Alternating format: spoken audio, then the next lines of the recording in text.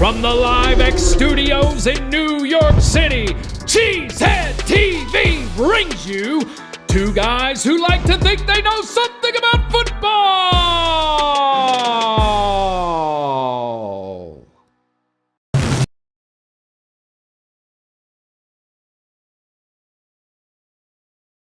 Live, I am Aaron Nagler, and joining me, as always, is Mr. Corey Behnke, my partner here at Cheesehead TV, and we are coming to you live. I'm in the New York City studios in Midtown Manhattan. Corey joins us from Green Bay, Wisconsin, across the street from Lambeau Field, and we are ready to talk some Packers. What do we have on tap today, Corey? Today, we'll bask in the glow of the Packers' first win of the 2021 season and get ready for a tough road game in San Francisco. But right now, it's time for the good, the bad, and the ugly. We got the good. We got Aaron motherfucking Jones, baby. We got the bad. We got Kevin, what the king? We got the ugly. We got negative Packers fans. Did you know the Packers won that game on Monday night, Corey? You'd never know it looking at certain parts of the internet. Mm-hmm. How are you today? I don't look on those parts on the internet. I'm doing well. Yeah, I'm doing well. Wise loving the Packers win. It's what we needed. It's what we needed injected into our veins. We're now ready for the season to begin. We're 1-1. I mean, they're 1-0. They're 1-0. That fourth preseason game, long in the rearview mirror. You know, ready to go. Carolina beating the Saints just didn't really leave a good taste in my mouth, I'm going to be honest with you. But, you know, I feel you got to go to that whole, like, the first 4 games of the season are just like a big soup of, like, when you look back on the season, those first 4 games, there's all these anomalies in there, right? Because all the teams are getting their identity. And you know, something Aaron Rodgers said in his show, which we're going to talk about later, but something that's sticking with me right now is every year, at the beginning of the season. This is why I love training camp so much, and it goes back to my whole pre-camp thing, right? You're almost you're creating this new plant, this new beautiful species, right? This team. Oh Lord, is this? And you have to learn. Are we venturing into gardening TikTok right now? You have to learn how to win. You have to. What Aaron Rodgers said. He said you have to relearn how to win. So we were watching them Monday night, relearning how to win, and I liked what I saw. I'm going to be honest with you. I did too. I mean, they did some nice things. Finally committed to the run a little bit, so I'm down for it. I'm down with it. But right now, you know, it's time. That's how we got to start with the Packers news. All about the Packers news at the top of the show. And look, the Packers have released Jay Sternberger. I haven't seen anything yet as we are going live right now about whether he was picked up on waivers or not. I would suspect if he was going to be, we would have seen something. But as of right now, Packers have not brought him back to the practice squad, though that is a possibility. But Jay Sternberger, adieu. We hardly knew ye. It is disappointing in the sense that he was a third-round pick. It is. Could never really stay on the field. Obviously, these first 2 games due to a suspension, but prior to that, he had COVID, he got hurt, he got a concussion. I mean, he could never really just stay on the field, which is just too bad. But it feels like that suspension and the fact that it was kind of, you know, the problem that he had was self-induced. Feels like the Packers had just kind of had enough. But who knows? Maybe they do bring him back on the practice squad. It is a possibility. There's no doubt. Oh, Corey, this is just for you. I know. I saw it. The Packers signed 2 new players to the practice squad. Sean Davis and R.J. Mcintosh, 2 former draft picks for other teams. You know, Mcintosh is a former defensive lineman, or is a defensive lineman. So hopefully, maybe, eventually, help for Kenny Clark? You never know. I fell asleep there. What were you talking? Yeah, practice squad. I know, it's not great. I love how we start the show with the most boring things. Hey, let's talk about exciting things, and then Nagler makes us eat our vegetables. He's like, hey, I need some cruciferous. I need you to eat these cruciferous Brussels sprouts, buddy. And okay, you want the big news of the day? Yes, and I don't like it. I'm not going to like it. Elton Jenkins missing practice due to an ankle injury that he sustained Monday night that no one really saw. Rob Demovsky, Eagle Eyes, pointed out that he was slow to get up after a play. I haven't had a chance to go back and look at it yet, but they will be giving him the week. That's what they like to say, right? We're going to give him the week. Elton Jenkins... Okay, Corey, you're not going to want to hear this, so close your ears. Oh, dear. And just don't listen to what I'm about to say. Okay. If Elton Jenkins can't play on Sunday night, they got no shot. There, I said it. I said it. I'm sorry. I mean, with Elton Jenkins, they barely have a shot. But without Elton Jenkins, forget it. So, we got all week to find out if Elton Jenkins can play. If not, it'll be interesting to see how they go about. Maybe they put Kelly at left tackle. He has some experience there. They moved Billy Turner over to left tackle last year a few times. Maybe they go that route. We'll see. I mean, we'll see. Yeah. Maybe they put in Yash. Maybe it's Yash Nyman's time to shine. Yash Nyman versus Nick Bosa. Bring it. Oh, my goodness. Oh, my goodness. Perhaps not. This is why, I'm starting to dislike the beginning of the show more and more. Just going to be honest with you. Okay, well, here's something that's going to get your blood flowing. Hey, there are 4 Packers among the 122 modern era nominees for the Pro Football Hall of Fame. The 4 modern ones for the Packers, 4 former starters. Okay, Leroy Butler for sure. Yeah, okay. Nick Collins, Donald Driver, and Ryan Longwell. Yeah. Ryan Longwell. Okay. Yeah. He's like the highest scoring, whatever. Yeah, okay. Former Viking, Ryan Longwell. Okay, I'm not going to belabor this Leroy Butler point because we have made it a million times here on this program. He should just get in. That's. He should have been in years ago. Right? Yeah. He should have been in years ago. He should have been in before John Lynch. He should have been in before Atwater. He probably should have been in before Dawkins. But at least the fact that the NFL, the selection committee, is finally paying attention to the safety position. I suspect he gets in this year, but hell, they could screw it up. Yeah, they will. That wouldn't. It took them a damn fucking 100 years to put Kramer in. Jerry Kramer. But for those of you playing along at home, let's just spell this out real quick. Butler is a 4-time All-Pro. That's 4 times. First-team All-Pro. No, did Atwater do that? No, he didn't. Of course not. The league started compiling sacks in 1982, like tabulating sacks as a statistic in 1982, right? In the 39 years since, only 4 players have at least 35 interceptions and 20 sacks. Charles Woodson, Brian Dawkins, Rondé Barber, and that's right, Leroy Butler. And he is the only offensive or defensive player selected to the 1990s All-Decade team who is not yet in the Pro Football Hall of Fame. Oh, and by the way, he invented the Lambeau fucking leap. On top of all this, think about this. Of the 6 teams that dominated the 90s, and if you think about it, it's Buffalo, Dallas, Denver, Green Bay, and Pittsburgh. Only the Packers have fewer than 3 players in the Hall of Fame out of all those teams that dominated the 90s. The Packers clearly being dinged because they have so many of the Lombardi-era Packers in the Hall already that the selection committee goes, there's so many Packers already in there. You know what? That shouldn't be to Leroy Butler's detriment. Yeah, what does that matter?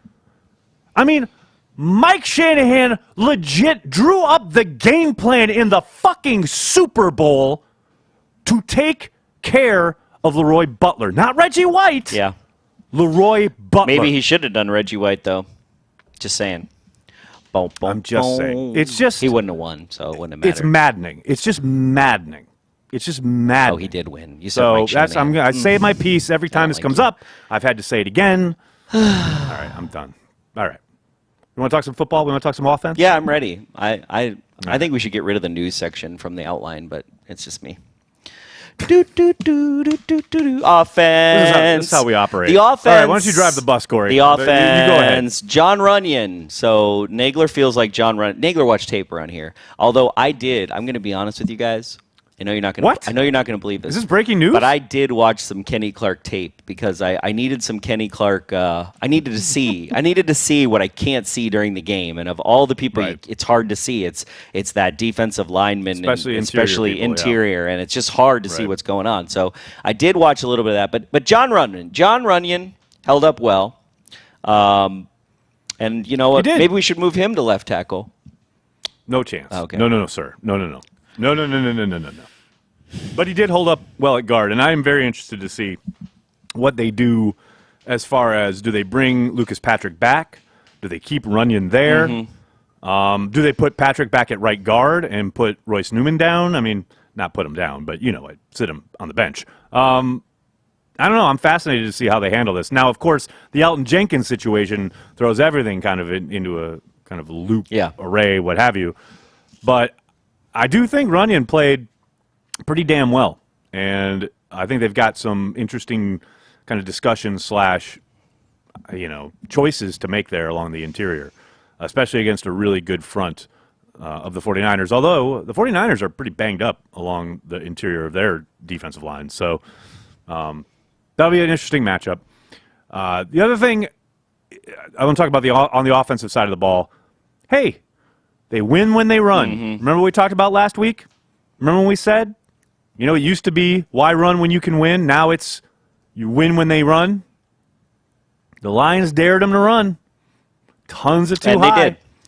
And they ran the ball. Yeah, it was interesting to see. You saw the I formation come out, and that was very exciting. I've never been more excited. You got so excited about the I formation. I love the I formation. I think the I formation is a great formation. School. It's just, it's just like, hey, I'm not trying to conceal anything, or maybe am I? I thought it was interesting. There was a couple times they had Daphne split out from the fullback position out of the eye. Yeah, that was fun. Aaron Rodgers discussing being challenged to run on Pat McAfee show. I bring him up again. That was pretty interesting. What was interesting to me is, I come back to this whole self-scout issue, right? I feel like probably the biggest self-scout that he did was, hey, why are you trying to fight this, right? I wonder if he looked at himself in the first game and said, why are you trying to fight what they're challenging you to do? Just do what they're challenging you to do. Don't try to overcome it on your own, right? And I wish Pat would have followed up with that on the thing of how much of that weren't he gave this great answer, but about when the defense challenges you to run and what he did. And, Pat even asked the way he asked it, is do something to your ego when you have to hand it off to a guy like Aaron Jones and Aaron Jones is going to have a great day, right?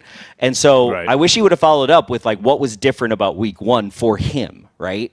Because that would have been a fascinating kind of take on whether he would have thrown coach under the bus or himself more, right? Well, it's funny you say that because I was legit going to be part of the thing I was going to ask Aaron today, but I didn't take any questions from Zoom because they had a scheduling conflict and he had to go right at the end of the press conference. And everybody in the press room kept asking questions that have been asked 100 times already. So thanks for that. That's what they do in the press room. Get a chance to ask the question. But hopefully it'll still be relevant next week and maybe I'll get a chance to ask it because I agree with you, Corey.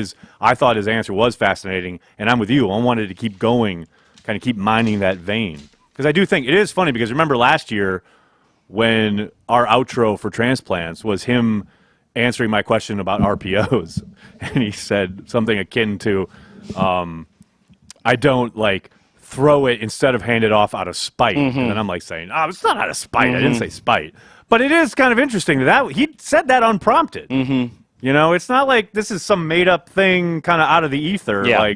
I'm sure he's aware of it. It sure seems like it's at least on his mind a little bit. And I'm with you. I would love for him to talk just a little bit more about that because it is kind of fascinating, especially in the sense of, okay, all week we read pieces, we heard people on NFL Network, everybody talking about, the too high. Here's the blueprint, right? Yeah. Doug Farrar with USA Today wrote this whole thing about this could be a problem. It's no, it's not a problem. It's literally what's been an issue for the Packers offense with Aaron Rodgers at quarterback since Mike McCarthy was still in town. It's if you play that too high and they don't run the ball, you're playing into the defense's hands. It's that easy. And finally, on the offensive side, speaking of Aaron Rodgers and speaking of throwing the football, Corey, have you seen the movie John Wick? Yeah. I saw the first one. I don't think I saw. Yeah, I saw the first one and the second one. I'm thinking the fifth one now. I believe. Well, they've done 3, and I believe a 4th is coming. Got it. But famously in John Wick, there's that moment where he says, "Yeah, I'm thinking I'm back." Yeah. That throw to Bobby Tunyon in the end zone. Oh my goodness! Why can't we start with this in the show, Nagler? That's the best thing about the game. Oh, my God. That was a John Wick throw. It really was. That was the John Wick throw. That is the I'm thinking I'm back throw. Let's take a look at it, shall we? Oh, let's watch it. Because this is just stupid how amazing this throw is. This is Aaron Rodgers. Just look at this. Come on. And Aaron said on several occasions, if I can see the guy's numbers turned around, if I can see the back of his helmet, my guy is open. And I know Everyone's talking about Alan Lazard being open, and you know what? I don't care. I don't care. This is John Wick. I'm back. It's ridiculous. Thinking I'm back. I like that. it. That is such a ridiculous throw. I had to bring the shade down. The sun's beating in on me. I think I'm going to get sunburn on my neck for you guys. So I hope you appreciate it. We always appreciate it, Corey. You're playing, my mullet, playing hurt. My mullet is protecting it. It's okay. I'm sorry. Famously tweeted out during Watch Party. Okay. You finally admitted it was a mullet. Okay, no. Okay, here's the thing that happened. For those of you that watch Party, I literally stupidly showed Tyler Herrick, our social media manager, that my Twitter account was open on my browser because the way I watch this show, you watch it back on a browser. I can see Nagler in New York and everything. So I don't know how I got this dumb, but it didn't happen by accident. It's really hilarious. So I show Tyler Herrick that my Twitter is open. I don't log out of my account. And, the worst thing he does to me is that. So I guess, I kind of was Congratulations. I guess I deserve that. Yourself. Yeah. So, yeah. So good. So good. It was. Let's talk about the defense. Yeah, let's do it. You talk about like stuff you want to start with. You don't want to start with this. I know that. Lancaster and Kiki. Everyone talks about like getting manhandled up front and the problem stopping the run and whatever. Tyler Lancaster and Kingsley Kiki. Now with Lancaster, you know what you're getting there. He's a worker bee. He's never going to be dominant. He's got to play better. There's no doubt. Kingsley Kiki, he's supposed to be ascending. Jerry Montgomery, who I hope is feeling better. I know he has on the COVID protocol. Coach said he's doing okay. Man. Kingsley Kiki has been very, very disappointing through these first two games. Those two particularly really need to step the fuck up because right now they are liabilities, especially on early downs. I mean, those plays where, the opponent does like play action, whether it's last week with, Winston or this week with Goff, and then they have like basically 20 seconds to throw the ball. Yeah. That's a guesstimate. Maybe an over-exaggeration. A little bit, maybe. It's because like a couple seconds. These two do absolutely nothing. And against the run, they're getting pushed around. They're getting pushed 3-4 yards downfield every single time. Well, and so what's the it's harsh, what's man. the issue? Is that like I brought it back to like is that a weakness in our scouting protocol? Like what is it? Where we they keep prioritize throwing them out there. They gotta start mixing in Slayton more, and they gotta make Heflin active. The fact that Heflin's been in street clothes these first two games, and I understand like undrafted rookie, you don't want to trust him early, blah blah blah. But I'm telling you what, there is no way on God's green earth that Jack Heflin, the trash can full of dirt himself, is going to be out there if you do choose to put him up and put him out, and stick him in there and put him in the fire. There is no way he doesn't respond somewhat better than everything we've seen on tape from Kiki and Lancaster these first 2 weeks. Because it has been, and I know a lot of people hate on Dean Lowry, and he hasn't been great, but he hasn't been awful. I know, and people want to like throw him into this mix. They run lots of stunts with him and Clark, and is he ever going to be a superstar? No, of course not. But he hasn't been nearly as bad as Kiki and Lancaster. They are problematic at this point. And I am very interested to see what happens on Sunday night. Because if they keep rolling with this group along the defensive line, I mean, Kenny Clark was a fucking madman in the second half of this game on Monday night. And he's not going to get talked about. It's not splash plays. Yeah. He's not Aaron Donald. He's never going to be. Like, no one is. But he's never going to be that type of player. But my God, man, if you go back and watch Kenny Clark the second half of that game, he played really, really well. He really did. The problem is, of course, is that like he doesn't get humongous, quick penetration, sacks, whatever, so no one notices. Right. But he's good. But he makes good. everybody else look better. That's kind of his role, right? Well, especially because things against the run with Campbell coming up and making plays, and safeties coming down, and because blockers are occupied and can't fire off, get to the second level because they're dealing with Kenny.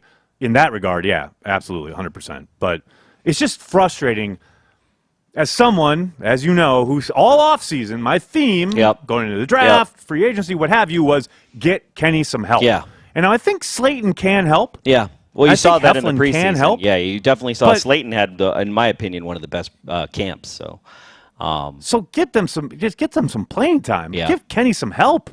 But why do you think that is, though? Why do you think that they're not getting it right now? Because they're trying to gel the defense that they have, or he doesn't? He's not aware of who are his top people, his starters, or who they are, and then he's got to work them in. What is he comfortable with? Well, here's the thing, though. It's not like Barry's there, yes, and he's the coordinator, but it's down to Montgomery, essentially, who assigns, is in charge of the rotation. Mm-hmm.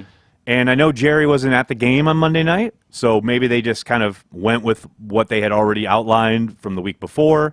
A bunch of the defensive assistants were basically tasked with handling his duties, so maybe they just said, okay, we're going to keep the same rotation just to keep it simple. But my God, if Jerry's back there on Sunday night, they need to mix it up. And you wonder, these two are just not the answer at this point. A little inside baseball, but you wonder, how does that work, right? So you've got the position coach who decides who's going to start, but then certainly there's top and bottom adjusting, right? So how long does it take for, Joe Barry to look at it and go, hey, why aren't we starting these guys? Hey, why aren't we elevating them? Hey, these people aren't really delivering what we need. I'm fascinated by does the position coach, I'm sure they have talks about it, but ultimately there's a hierarchy and a management structure, and there's got to be a lag between when they make the decision and when it actually happens, right? Well, it's interesting too because to your point, Barry undoubtedly is looking at everything, right? That's his job. Yeah. But ultimately, and there's conversation about who starts and who's in which package, no doubt about it. But ultimately, more often than not, your coordinator is going to defer to the position coach and go, yep, I agree with that. Okay, good, sounds good. I like your reasoning, what have you. And if he has a strong opinion one way or the other about a certain guy, he may override it and say, no, we're going to go this way, etc. But what's interesting is because of the COVID situation, I don't know how much Jerry was involved with, whatever the game plan was throughout the week. He wasn't even allowed to be in the building. Now, I know there's Zoom and what have you, and apparently he's feeling fine, so I got to assume he was involved in the conversations, what have you. But holy cow. I know Tyler's been hurt. He was injured through some of camp, and maybe he's dealing with an injury, and that's why they're being a little lenient. But holy cow. If he is hurt, get him off the field. Yeah. Get him right. And let these other guys play because, oh, my God, it's just hard to watch. It is hard to – and I've been a Lancaster fan. I've been a defender. I think he really punched above his weight as far as making the squad in the first place as an undrafted guy. I think, he was part of the reason they felt comfortable letting Mike Daniels go back in the day. Mm-hmm. But that was a couple years ago. Well, and even Kiki, last year, Kiki had green shoots, what I would call green shoots during the season, where you'd see him make plays, right? Did. But he didn't have a particularly strong camp from a objective. Nope. I don't think, based on. So he did not. And that's the thing. If you don't have a strong camp ascending into the season, Slayton had a strong camp. Granted, he got more plays, but I wonder do you think it's because maybe Kiki didn't get the reps because he was considered first string? You know what I mean? No, that's part of it. It was he got reps late. Right. But don't forget, he missed the first part of camp. Right. Because of injury. I totally forgot that. So he didn't practice for a long time. Yep. So maybe they're thinking, he's rounding into shape. But while he's rounding into shape, he's getting his ass handed to him 4 yards down the field, 5 yards down the field on every run play. You can't live like that. You just can't. So I'm telling you, Sunday night, if something doesn't change, if they trot out the same group and the same rotation, and Slayton barely plays and Heflin's inactive, then I'm going to be upset because you've played 8 quarters of football now, and these guys are just not the answer. And I understand they're probably waiting on Kiki, and they're thinking, all right, he's third-year player. This is the year, he's got to turn that corner. It's going to happen. Yep. He's got to turn that corner. And like you say, their green shoots were definitely evident last year.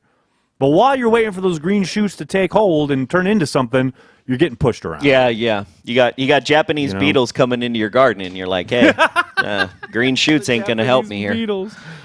All right, well, here's the thing, okay? Here's what the Packers defense gives you this year. We've literally talked about one line of 3 more than we've talked about anything else so far. So we think we need to move on. And I know I'm the person who goes on tangents, so let's, I I got it. Yikes. So last night in the Cheesehead TV happy hour, every week we have a Patreon member named Carol who nominates someone every week who gets to say what the taboo topic of the week is. Yeah. So what you can't talk about. Essentially the thing that you are not allowed to talk about. And some weeks it's like the Brewers, or some weeks it's Aaron Rodgers' personal life, or whatever whoever the nomination, whoever they say, or whatever they say, whatever topic is what we cannot talk about throughout the entirety of the happy hour.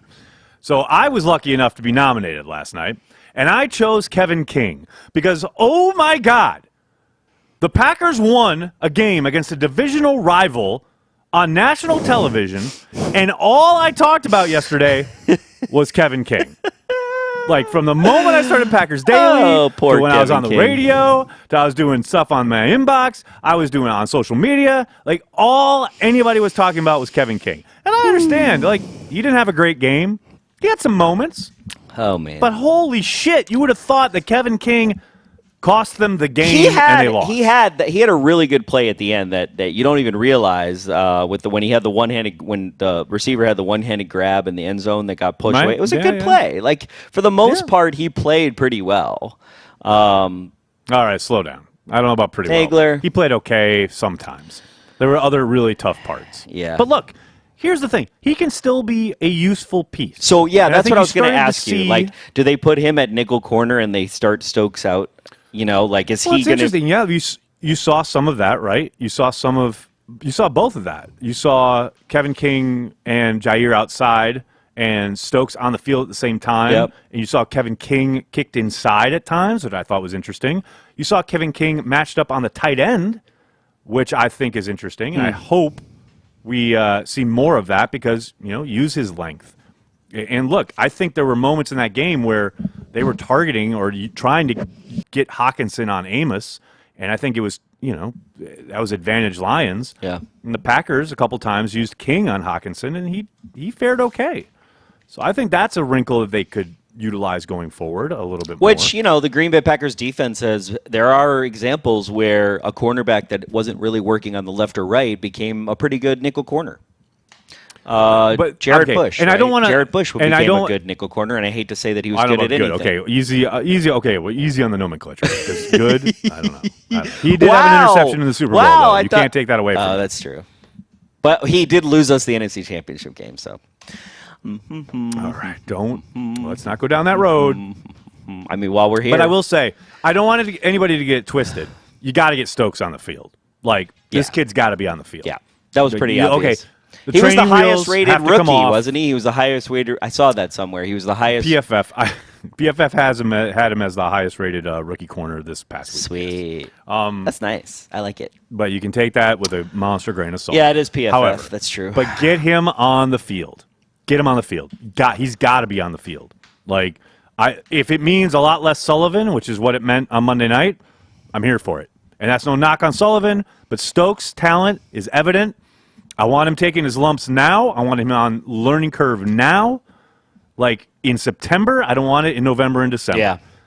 You got to get him on the field. So yeah, taking a lump with Eric Stokes versus taking it with Chandon Sullivan is just a totally different thing. You're getting 100%. You're getting like muscle memory versus like you're allowing Eric Stokes to watch someone fail. Right. Exactly. And the final bit on the defensive side of the ball, I just wanted to touch on. And I kind of just covered this on social media. Yeah, this I morning. saw your video. Haven't we already done that? We should have just played that. No.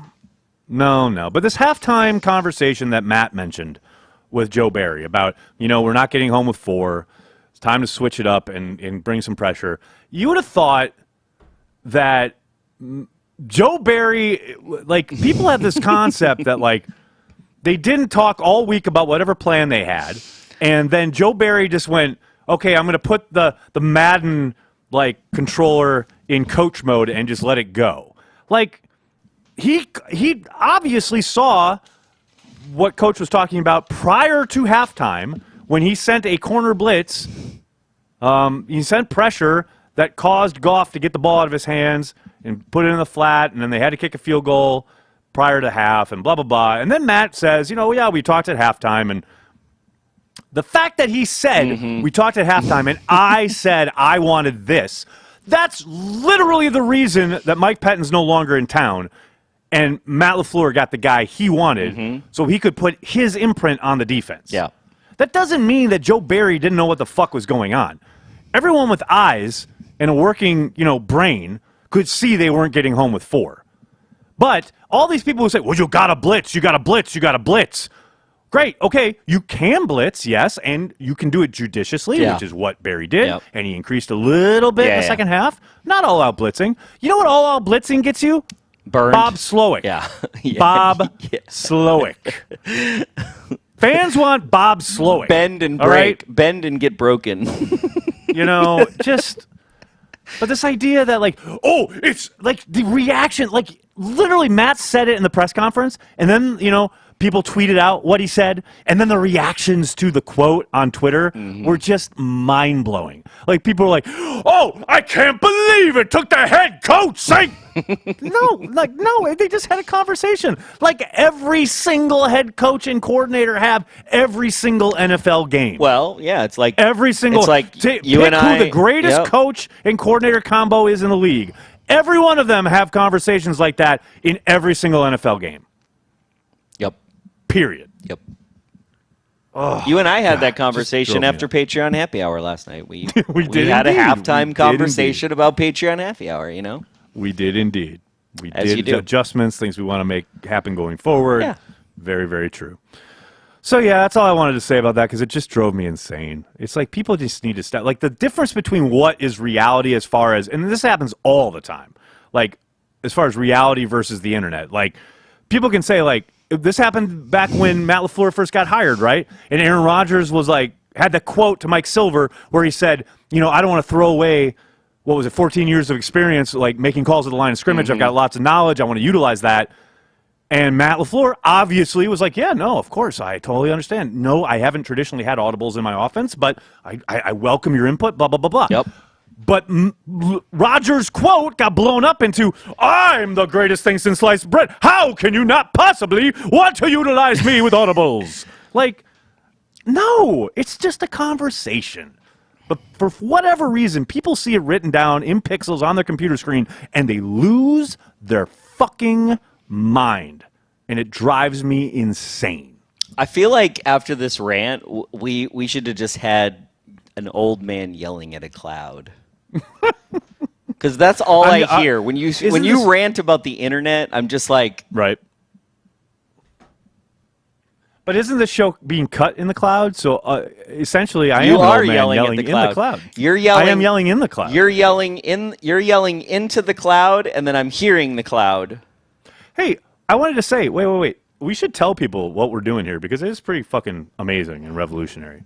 What? The sense that people, because last year and this year are noticeably different as far as the production, and it's because we are doing a completely new workflow.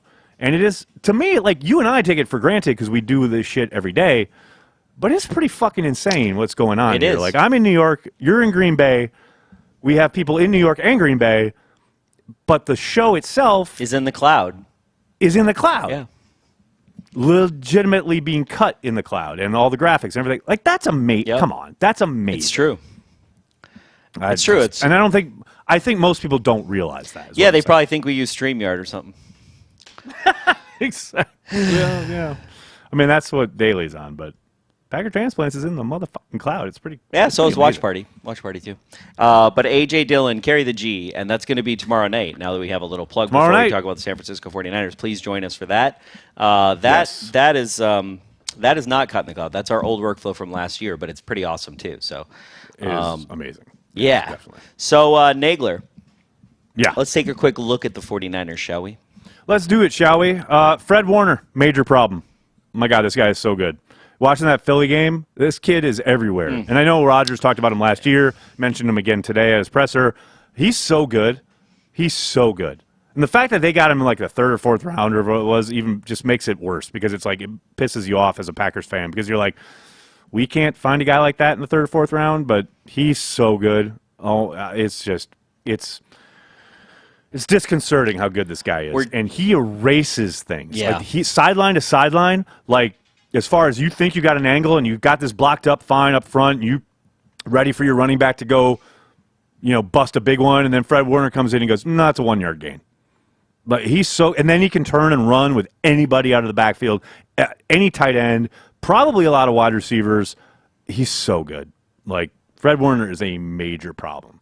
The next thing I wanted to touch on real quick. Score a lot, sounds like. He's got to score as much as possible, but he's going to make it hard.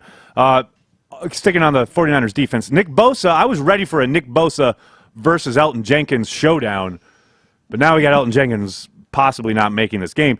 Nick Bosa is going to be licking his chops for whoever the Packers throw out, whether it is Kelly, whether it's Turner. Oh, God, I don't want it to be Turner. But it is not going to be pretty. David Bakhtiari struggles with Bosa. Yeah. Like, it's going to be if Elton can't go, it is not going to be pretty. Well, you got to imagine they're going to adjust their game plan and try to chip him. They're going to try to send Jones at him and maybe go out. They should. I mean, they're going to have to get help on him. The problem, of course, is the other guys are no slouches, right? It's like Bosa's a problem, but it's not like they don't have any other talent. Like, definitely needs attention, but man, he can wreck them real quick. If Elton's not in, they got to run right at him. You got to run at pass rushers. That is the number one thing. And I know they're going to be minimal gains. They're going to be short gains. They're going to be maybe some negative gains. But I would run A.J. Dillon right at this cat. I would just pound the rock all day long right at Bosa, because that's wear him down a little bit, get him on the defensive a little bit, rather than allowing him by throwing it continuously to pin his ears back. And essentially what's happened the last couple times they've been out in San Francisco, run the fucking ball, man. Run the ball. Well, you got to imagine that this game should be a test for the offense of whether they are truly committed to the run, because it is one thing to run against the Lions. It's another thing if you're committed to run against a defense that is not going to give you a whole heck of a lot from the beginning. You got to stay with it, right? And we'll see, because if there's one knock on Matt LaFleur in the last 2 years, and it's a very slight knock, in my opinion, it's probably his distaste for running and getting nothing over time and sticking with it. Very much agreed. And this is a game where I button it up, man. I go power football, and nobody wants to hear that. I know Matt LaFleur ain't going to do it. I know Aaron Rodgers doesn't want to hear it, but that's what I think they should do. Flipping it over, Kyle Shanahan is going to eat Joe Barry's lunch. And look, I know it's going to be frustrating, and it doesn't matter. I know they have a ton of injuries at running back, and they're dealing with all sorts of injuries kind of all over their squad, really. But Kyle Shanahan is one of the greatest play designers, play callers, and or just offensive gurus in this league. Mm-hmm. And if you look at what Sean Payton did, I don't expect it to be much better against Kyle Shanahan. And hopefully there some guys, they do a little bit more on first down to make life miserable or at least tougher for Jimmy Garoppolo, but I think they're going to move the ball. Yeah. I think Garoppolo's going to have a lot of easy looks and a lot of maybe not easy completions, but delineated reads where it's pretty simple for him to go, okay, the guy up high is covered. Here's a guy down low. He's going to get 6-7 yards. Stay ahead of the sticks, and away we go. I think we're going to see that again and again and again because Kyle knows what the fuck he's doing. So we'll see. We'll see. You got anything to add before we hit it here? To that, no, actually. All right, let's do it.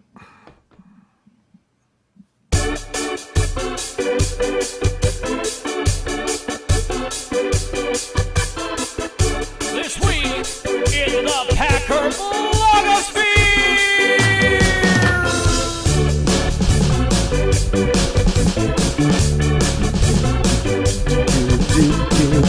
That's right. It's This Week in the Packer blogosphere, the return of that venerable series. Corey Behnke. So much going on. On the internet. So much. When it comes to the Green Bay Packers, I always like to highlight just a few things. We're going to start with Matt Ramage. Matt Ramage made an appearance at Corey Behnke's house in the Cheesehead TV tailgate room. Cocktail lounge. That's what I like. Cocktail lounge. Nagler. It's the tailgate room. Lounge. I love how tailgate room? Tailgate room. It's a tailgate room. Cool. It's actually the Packers tailgate room. They just don't know they own it. It's the championship. It's the championship tailgate room. It's devoted to Green Bay Packer World Champions, of which I am not one, but I just work there. But it's dedicated to them. Dedicated. You don't have to be one, just work but it's dedicated to them. Yes, I'm just the head bartender. But I did like you guys coming in through the back gate. Yeah. That's how we do. To the tailgate room. Yeah, Matt likes to say that I lay traps for people. So we've got you got to cross the moat and everything from Lombardi. Yeah, absolutely. There is a little bit of a moat there to get in the backyard. But okay, so Matt came over to try a bunch of different old fashions. Yeah. And of course, it was recorded. So let's take a look at it. Yeah, let's watch it.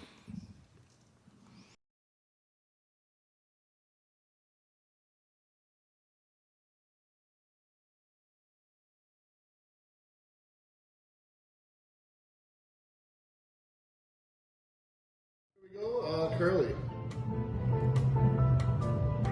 I thought it was gonna maybe give one of those looks. The Vince Lombardi Old Fashioned. It's actually smoother than I thought it was gonna be. The XLV Woodson Whiskey Old Fashioned. I could drink just about a gallon. 1 through 3. What is your favorite Old Fashions? The Woodson is number 1. I think Lombardi, then Curly. I could have went either way with Curly. Whoa! Wow! Vince over Curly. Wow! Just being honest.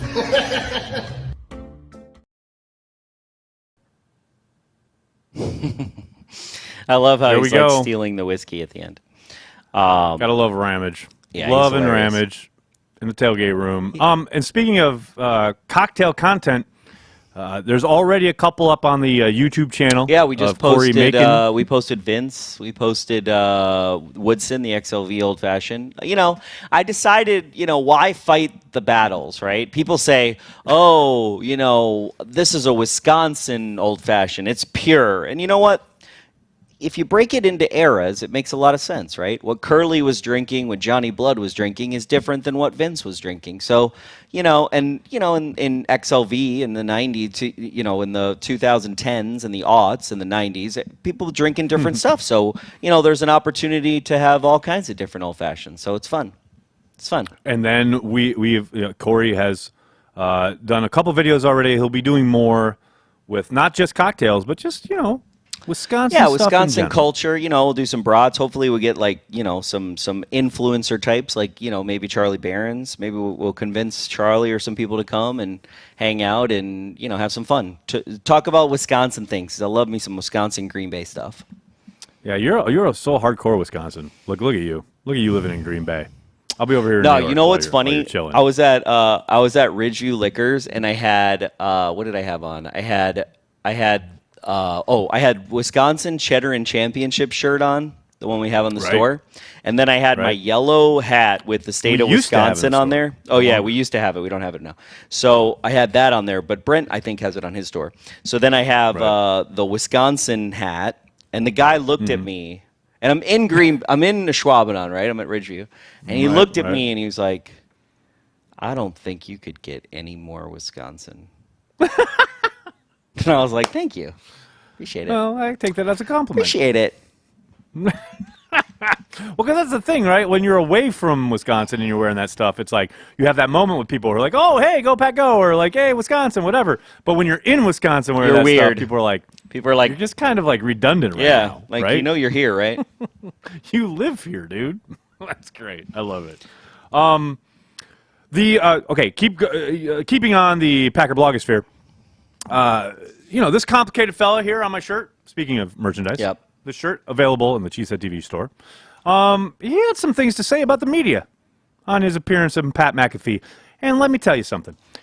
I loved every minute of this. I love that Aaron goes on McAfee every week and is allowed to kind of get his version of events out into the media bloodstream, as it were.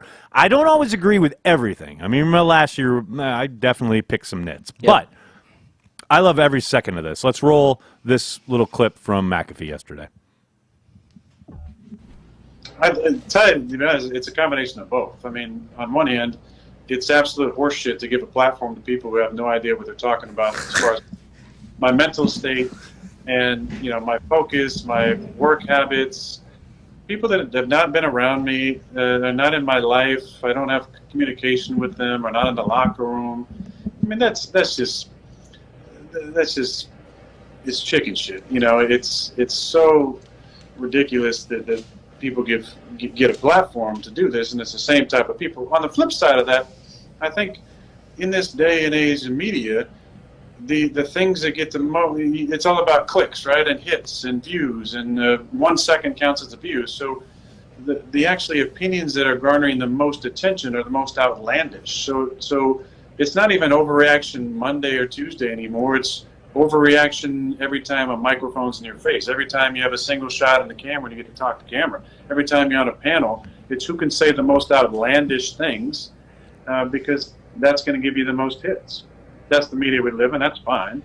But at the same time, I still have this show. I have my weekly stuff. I mean, most people, don't use their platform to defend themselves. I don't think I need to defend myself from people who aren't worth spending time on. But I'm always going to give a reminder that listen to the source, of some of these things, and be reminded that it's often the same people in the same tired rhetoric. I was just surprised after week one there was such a story out there. But what's crazy to me is to let one storyline, right, by a person who has no contact with me, has zero relationship, to that becomes some sort of like narrative that's out there that now I somehow don't care about ball because of my Zen attitude in the off season. That's the bullshit I was talking about last night.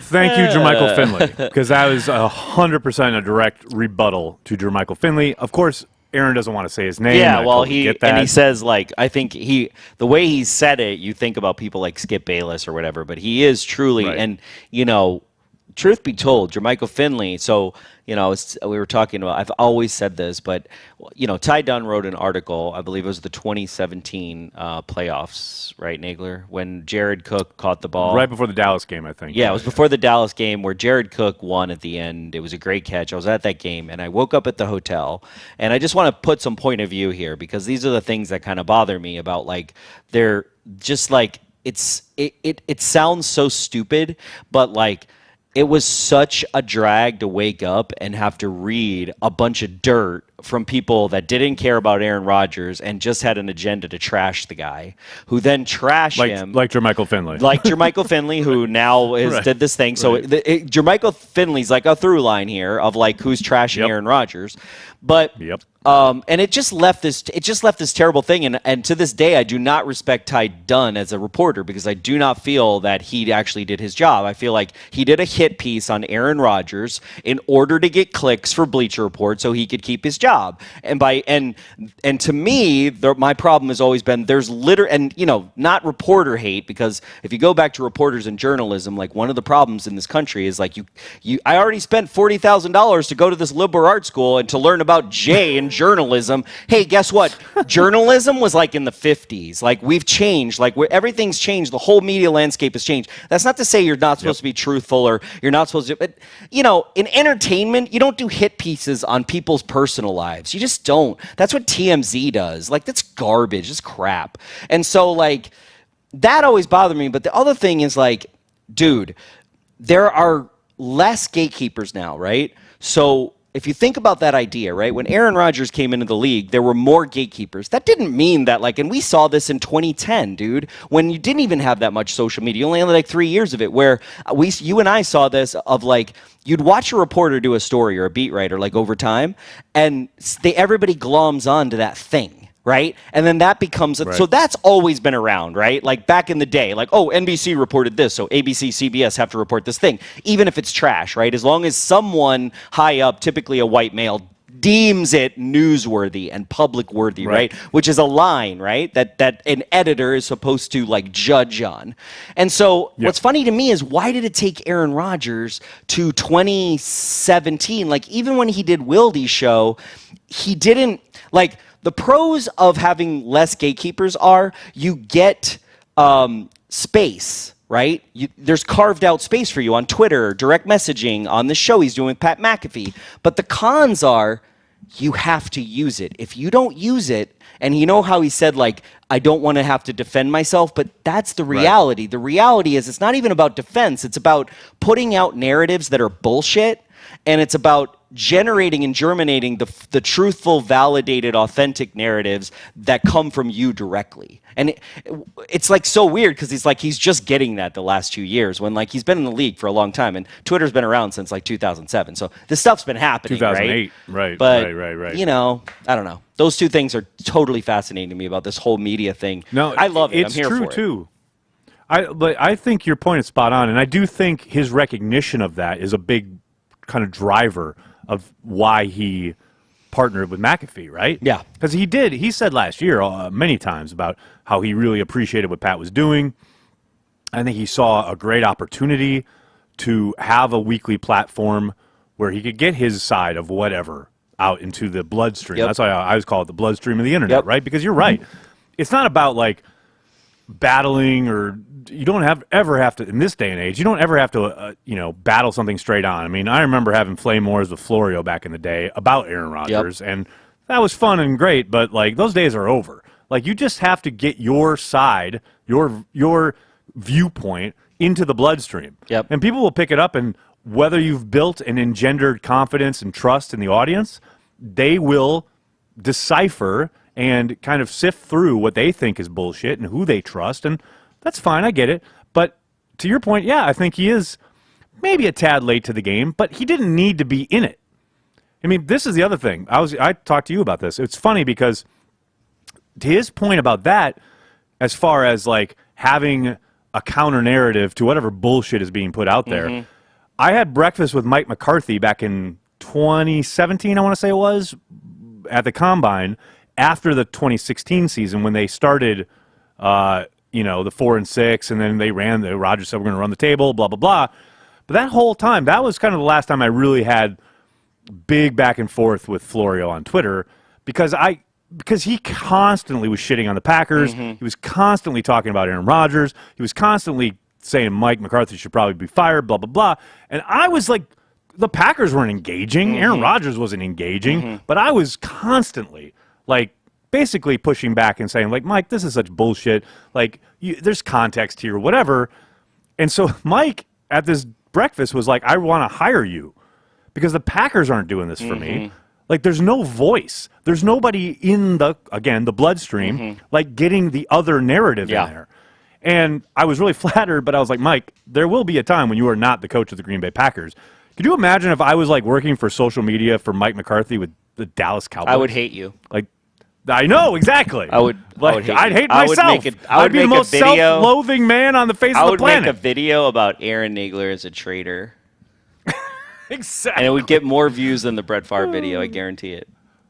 So it's like, I appreciate Aaron coming to this point where he recognizes this, and maybe it is in the kind of the curve of the internet, maybe a tad late, but he hasn't really needed to be in the mix, right? But now he's towards the end of his career. Like, obviously, so much happened this offseason. Narratives have been formed. I'm really glad that he recognizes the power in the ability to sit down with Pat every Tuesday and say what he wants to say, and that makes headlines. And shit, we ask about it, we being the collective beat on his weekly pressers. Whatever he says on Pat's show almost always gets referenced in his press conference on Wednesday, right? He knows this. Like, that's smart. That's just smart on his end. Well, so, and it's playing playing the game of like, hey, well, you source these things from these reputable media, and now he's giving the counterbalance. And even if it's not a defense, if you go to journalism school, you're taught, hey, well, I have to take the other side. So at least he's getting in the mix more, which is really important. If you want to tamp these stupid fires out that are basically made by people that have nothing, and so the only agenda they have is to attack you, right? Hey, I say, by the way, speaking of agendas and attacking and what have you, Big B told me last night, or this morning, sorry, on Packers Daily, that he had a Twitter back and forth, a fight with Jermichael Finley on Twitter last night. Whoa. And look, guys, Jermichael Finley's not worth your time. No. Like, he's doing what he's doing.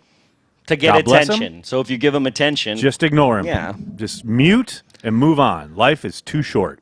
God bless you, Jermichael. Godspeed on your journey. We gone. You don't put water on a fire. You don't put water on a fire. You take it out by removing the oxygen from the room.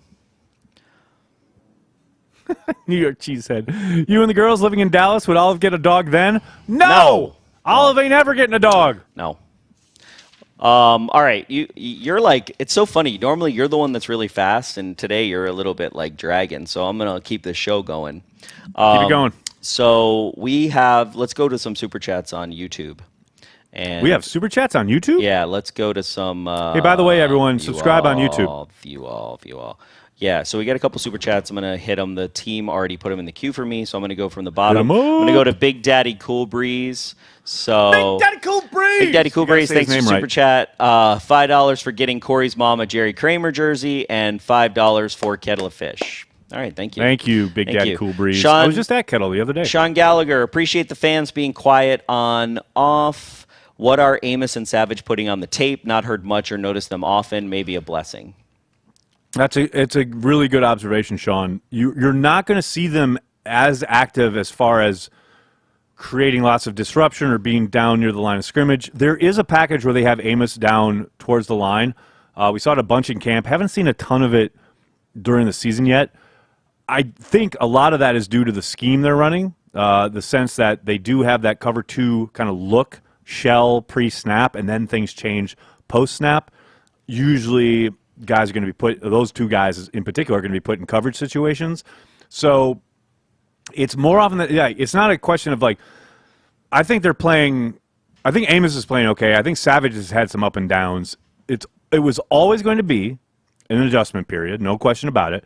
But that is one reason why you haven't heard their names much, you haven't seen much from them, is because, under Pettin, they were being utilized towards the line of scrimmage a lot more. And that may happen as the year progresses. But so far, they have been very much kind of that cover two look, two guys too high for the majority of the time. All right, that was a really long answer. I actually added some. Okay, so Polka Tornado. What a great username. I just totally screwed up my graphics team. They're like, what are you doing? So Polka Tornado asked, why did Corey need gloves to make the Lombardi Old Fashioned? Smile. Okay, so I really like with the black gloves when food service, I was watching these YouTube videos, and I feel like the black gloves really like accentuate the other things. So you're looking at the drink and you're not looking at my hands. So that's why I do it. Also, it's nice and sanitary, and who doesn't like gloves? You know what I'm saying? Plus, Corey bites his fingernails. That's true. That is that reason. No one wants to see those. Lee Bruce, is Corey now okay with using picks for a punter? Corey looked good. I think he means a punter. No, you can't use picks for a punter. Come on. Okay, here's the thing. Somebody do a spreadsheet and take me had through. To go there, didn't so what we? I'd like someone to do, and not me, and not anyone here that cares, but someone should do a spreadsheet that basically shows the value of a punter versus the value of the other players picked before that selection, and you're never going to find punter value, okay? You're looking for punter value in the draft, but punter value does not exist in the draft. It just doesn't exist. It's just like it's like trying to buy Bitcoin at a bodega, It just doesn't make any sense. All right, here we go. So it's like trying to buy Bitcoin at a bodega is gotta be a T-shirt. I need it. I need it All in right, my life. next we got Robin Lawrence. Robin, like the video, please. Robin, I like where your head's at. I just wanted to say that. Thank you, Robin. Thank you. Appreciate that. Please like that video. This video, the one you're watching. Thanks. Robin, hope you're feeling better, buddy. Yes, please. Johnny Rivers, thanks for the super chat. Kingsley Kiki, more like Kingsley Kaka. Heflin could be a trash can full of durian and stink less than that guy right now. Go Pack. All right, tell me. Damn. You know what, Johnny Rivers? Tell me how you really feel about it, because I don't think you. I don't think you're doing it. Sean Gallagher, thanks for the super chat. So thanks for the super chat. Don't get Corey started on Cream City Bricks.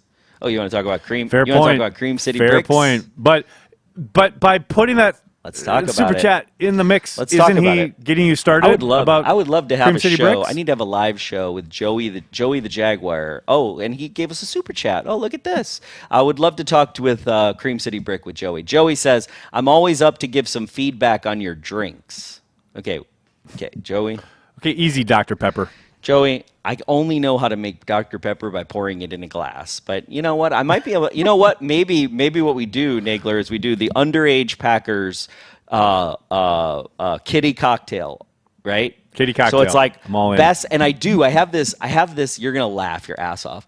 I have this non-alcoholic alcohol to make. What? What? Yeah, What did you just say? Did you just speak English? What? I have this. I bought this.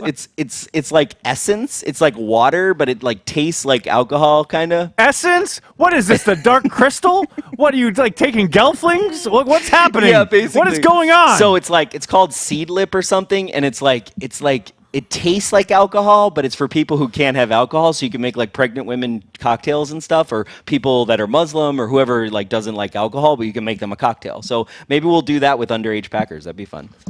I love it.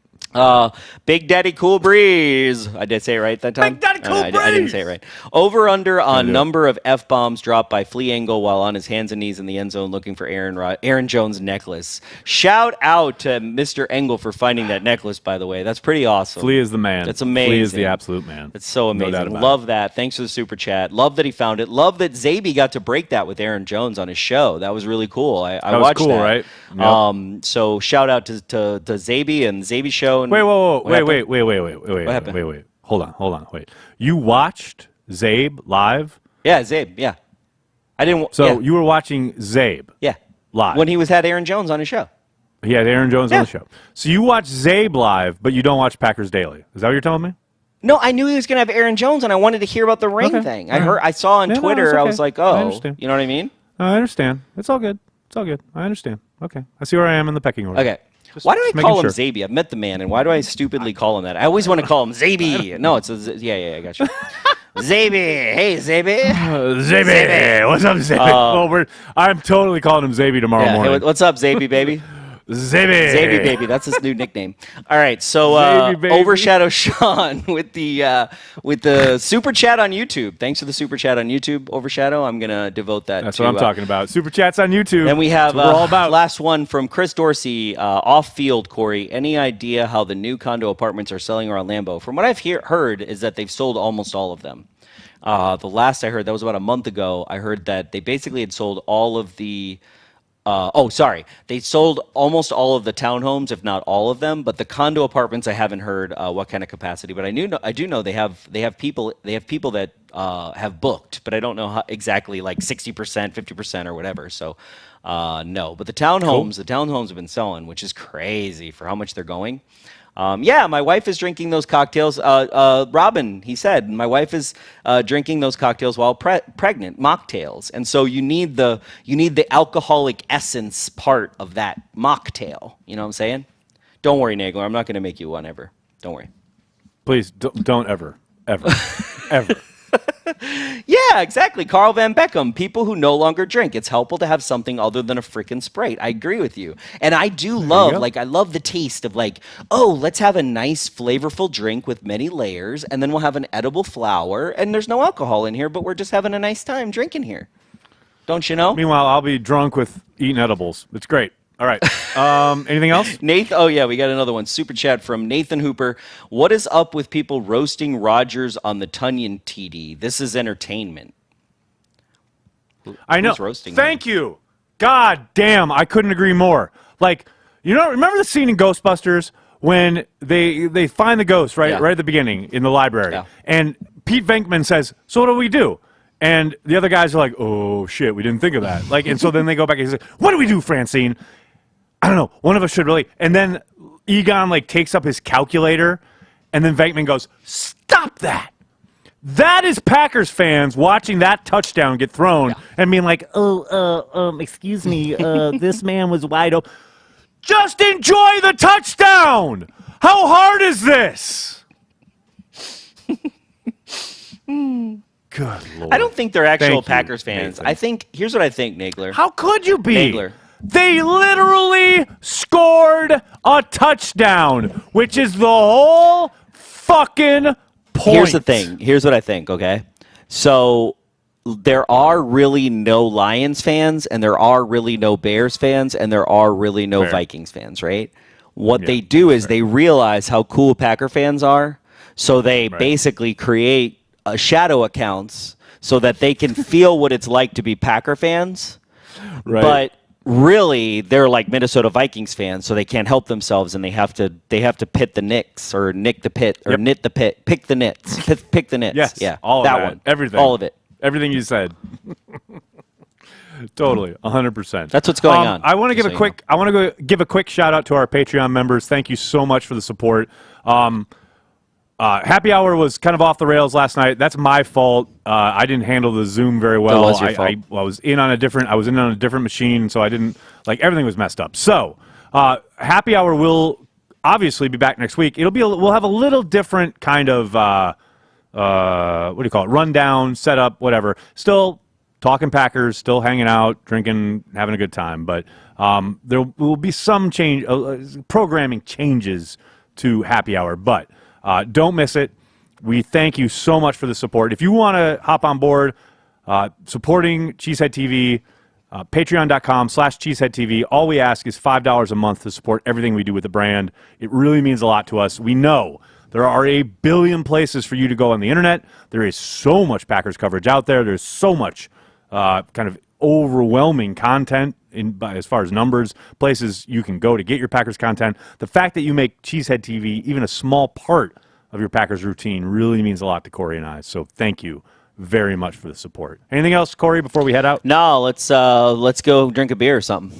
You know? That's what I'm talking about. That'll do it for this episode of Packer Transplants. We'd like to thank everyone who showed up here and makes Cheesehead TV part of their daily Packers routine. We are and will always be devoted to Green Bay Packers fans worldwide. What do we like to do? Put the best what out there? Come on, Nagler, help me out. Best 5, all right? Best 5.